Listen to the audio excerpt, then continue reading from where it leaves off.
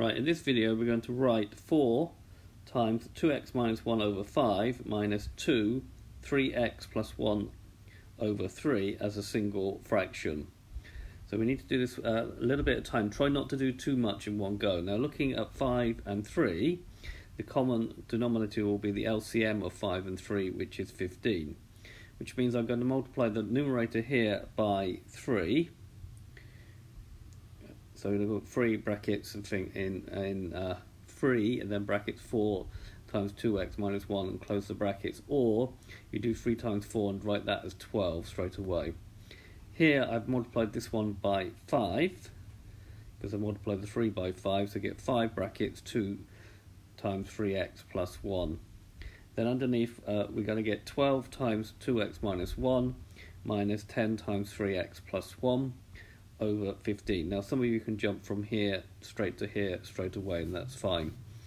Next thing would be to remove the brackets, being careful here with signs. So 12 times 2x gives me 24x, 12 times minus 1 gives me minus 12, minus 10 times 3x gives me minus 30x, and then minus 10 times plus 1 gives me minus 10. So notice the change of sign, all over 15. Now we collect together like terms, so 24x minus 30x will give me minus 6x, and then minus 12 times minus 10 give me minus 22 over 15. Now there is a common factor in the numerator here. Now you probably would get it marked right if you left it as this, but there is actually a common factor in the numerator of 2, minus 2.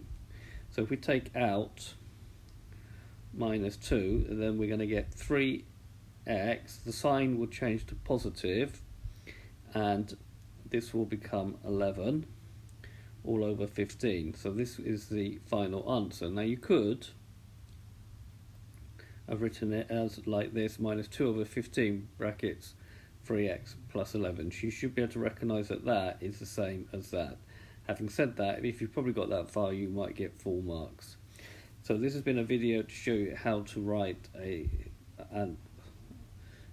some algebraic fractions as a single fraction where x is in the numerator.